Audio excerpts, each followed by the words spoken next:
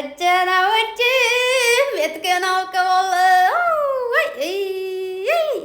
ዩያ ይዞኒናት ግን በጣም የሚገርም ሙዚቃ የጻፍሽው ጽሁፍ በጣም ትክክል ነው። ምንድነው መሰላችሁ ያለችው ሴት ልጅ ጨክና የቆመችበት ቁስል አያማትም። yes very good you are ሽኑ ማድሪ ብቻ ግን ጎበዝ ልጅ right of course this writing you correct best ጽሁፍ you know yeah እኛ ሴቶች የሆነ ነገር ቆረጥ ብለን ማለት ነው እግዚአብሔርን ቆርጠን የቆምነበት ነገርና ቆርጠን የገባነበት ነገር እሾህ ከግርሽ ላይ ለምን አይቸከቸክም? ምንም ነው የማይመስልሽ? ለምን ናላሽ ላይ የሆነ ድንጋይ ያረፈ የሆነ ነገር እየፈለጠሽ አይሆንም? ዶንት ወሪ አትጨነቂ። ምንም ነው የማይመስልሽ? ምክንያቱም አምነሽበት ቆመሻል። እናቶቻችን ባመኑበት ነገር ወደኋላ ላለመመለስ እኛ ጋር ሆነው ልጆቻቸውን ይዘው አንዷን በሆዷ አንዷን በጫንቃዋ አንዷን ደግሞ ትከሻዋ ላይ አዝላ አቅፋ 4-5 ልጆችን ደርድራ ማለት ነው አንዱ ደግሞ በእጇ እየሳበች እንዲህ ደግሞ የሆነ ስራ እየሰራች ማለት ነው ያሳደገችን ለጀግኖች እናቶቻችን ትልቅ ክብርና ምስጋና ይገባቸዋል። እናቶቻችን ክበሩልን። ወዳችኋለሁ ሁላችሁ ነው በአለም ላይ የምትኖሩ እናቶች ሁሉ ምንም አይነት ችግር መከራ በላያችሁ ላይ ቢዘም ረሃብ ጥማት ቢፈራረቅባችሁ ልጆቻችሁን ላለመጣል ልጆቻችሁን በቃ እነሱን ትታችሁ ምንም ላለመሆን መከራችሁን አይታችሁ አሳድጋችሁናል። አሁንም ደግሞ በስደት ላይ ልጆቻችሁ ክፉ እንዳይነካቸው መከራ እንዳያዩ ለልጆቻችሁ ስትሉ በዚህ እድሜያችሁ ትልልቅ ሰዎች አላችሁ። በዚህ እድሜ ቁጭ ብላችሁ ዓለምን ደስታን ብቻ ይሁን ደስ የሚል ነገርን በአገራችሁ ማየት እያለባችሁ ነገር ግን አሁን ሰው ቤቱ ናችሁ ኤቢ ጣሊ ጅቢ ወዲ ምናምን ስትባሉ ምትሉ እናቶች ያላችሁና እግዚአብሔር አምላክ ለእናንተ የረፍት እንጀራን ይስጥልኝ።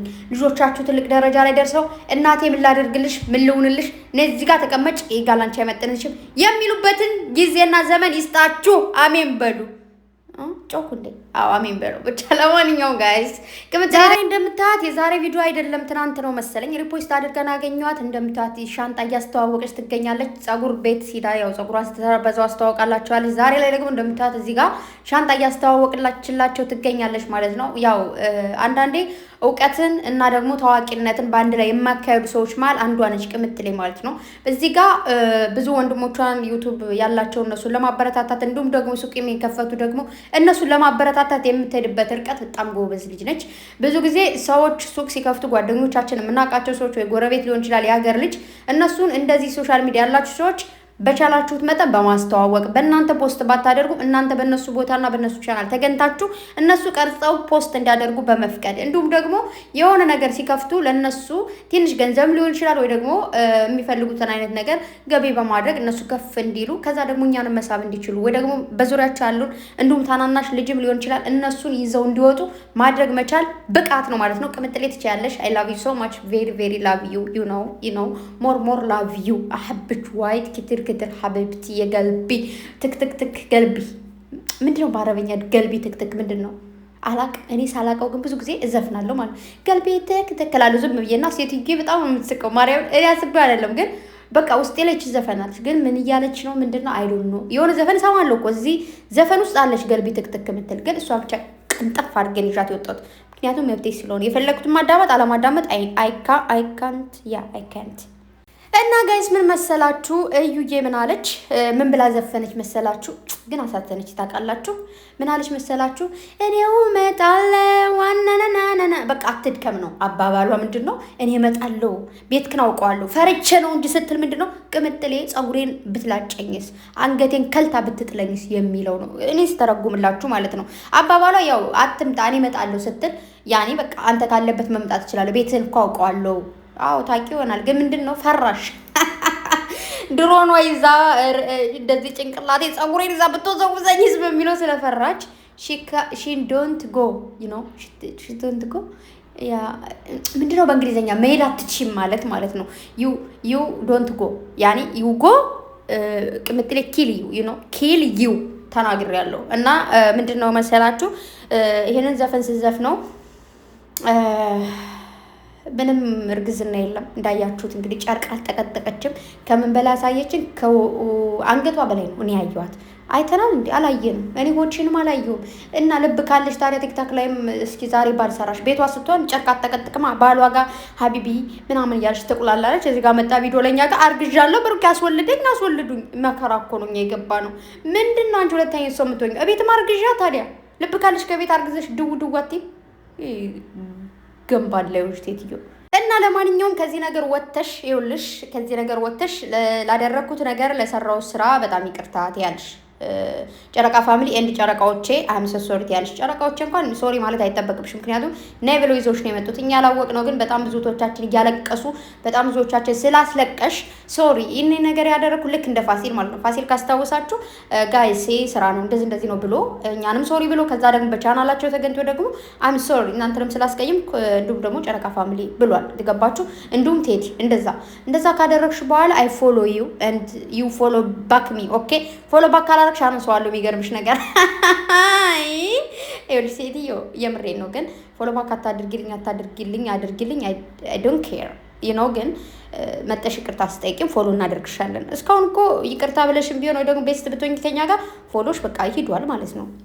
እና እኔ ግን ይቅርታ አድርጉ። ፎሎ ማድረግ ምንም የሚቀንስ የሚጨምር ነገር እንደሌለው አይ ነው። ግን ምንድን ነው በእንደዚህ አይነት መልኩ የመጣ መጣጥ ያው ዝም ብሎ ፎሎ ማድረግ ስለማልወድ ነው። እና ነገሮቹ ከተረጋገጡ በኋላ ሶሪ ስትይኝ በጣም እኔ አሁን ስለ ጨረቃዎች አይደለም እየቆጨኛለሁ።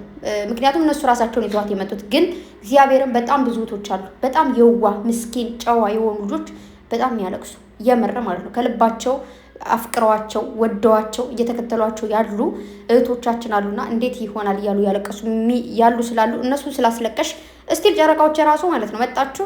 ለምን ብሩኪያውን ቡታጅራ ለምን እንደመጣው እናገራለሁ ብላ አይደል ትናንት።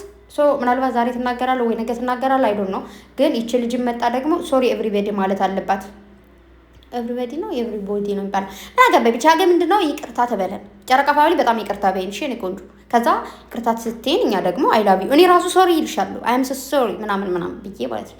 ሶሪ ሙድ እንግጫጫለን ምንም ችግር የለውም። ብቻ ግን ዛሬ መጨረሻ ቀን ይመስለኛል። ቅምጥሌ በጣም አምሮብሻል የኔ ቆንጆ፣ የኔ ቡጥ አበባ፣ የኔ ጽጌረዳ፣ የኔ ሽቀርቀር ውይ ደውራባት ይሉልሽ እና ቡራዬ ደግሞ እቅፍ ሲያደርጋት አቤት ደስ ሲለኝ ማለት ነው።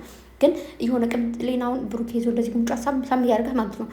እንዴ ምናምን ነገር ላለው ማለት አትቀኑም እንዴ ሲሰማትኝ ምናምን የሆነ እኔ አግኝቼ የሆነ ሳም ባደረኳት እላለሁ።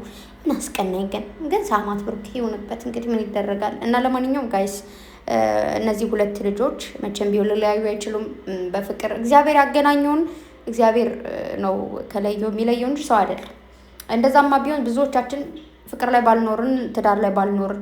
ምክንያቱም በጣም ብዙ ሊለያዩ የሚፈልጉ ሰዎች ስላሉ ማለት ነው። በማንኛውም ፍቅር መሀል ያለ ነገር ነው። የሆነ ሰው ሊለያያችሁ ይታገላል። ግን ሪል የሆነ ትክክለኛ ፍቅር ከሆነ ደግሞ ማንም ሊለያያችሁ አይችልም ለማለት ያክል ነው። እና ደግሞ ያው እዩ ዘፈኝ መፍራትሽ ደግሞ ጥሩ ነው ነው መፍራቷን ወድጄዋለሁ። ግን ኮሜንት ገብቼ አላነበብኩም። ኮሜንት ስገባ ልቤ ይሰበራል እግዚአብሔርን። አንዳንዴ ልጅቱ ብታናደኝም ግን ታሳዝነኛለች። የሚጻፍ ኮሜንት ደባሪ ስለሆነ ኮሜንት አልገባውም ገብቼ አላየሁም እንደጻፋችሁ ራሱ። ባለፈው ግን በሰዓቱ አናዳኝ ስለነበረ የሆነ ኮሜንትና የተወሰነ ኮሜንትና እንዲሁም ደግሞ የሆነ ፎቶዎች ምናምን አስቀውኛል። የተወሰኑት ግማሾቹ ግን ልብ ይሰብራሉ። በጣም ነው የሚያስጠሉት። የተወሰኑ ፎቶዎችና የሚጻፉ ኮሜንቶች በጣም ነው የሚያስጠሉት እና ኮሜንት አላይም ተውኩኝ። እና ባጭሩ ለወገን ደራሽ ወገን ነው የሚባለው። እንደዚህ ነው የሆነ ነገር ሲከፍቱም አይዞን ብለን ፎሎ ሰብስክራይብ በማድረግ እንዲሁም የሆነ ነገር በማስተዋወቅ ያው ቡራና ቅምጥሌ ደግሞ ጎበዝ ልጆች ናቸው ማለት ከእድሜያቸው በላይ የበሰሉ ልጆች ናቸው። እውነት ለመናገር ማለት ነው በአቅማቸው የሰው ልጅ ገንዘብ እንዲቆጥሮ መስጠት አይደለም። ገንዘብ ቆጥረን መስጠት ያው አናገኝም። ገንዘብ ብናገኝ ራሱ ያልቃል። ገንዘብ ላገኛችሁ ሰው ወይ ደግሞ ለወደዳችሁ ሰው ብንሰጡ ከሆነ ምንም ገንዘብ አይኖርም። ግን እውቀት ስጧቸው። እውቀት የሆነ አሁን ለምሳሌ ቪዲዮ ማየት ምንም ለምሳሌ ዳታ የ3 ብር ዳታ 4-5 ቪዲዮ ሊያሳየን ይችላል። ያንን ብናደግ ቢግ እርዳታ ነው ማለት ነው ይናው። ስለዚህ እንደዛ ነው። በተረፈ ግን ቤተሰባት ተጨናነቁ። ምንም ያስጨንቅ ነገር የለም። ሲጀመር ድራማ እንደሆነ ራሱ በደንብ ግልጽ ነው።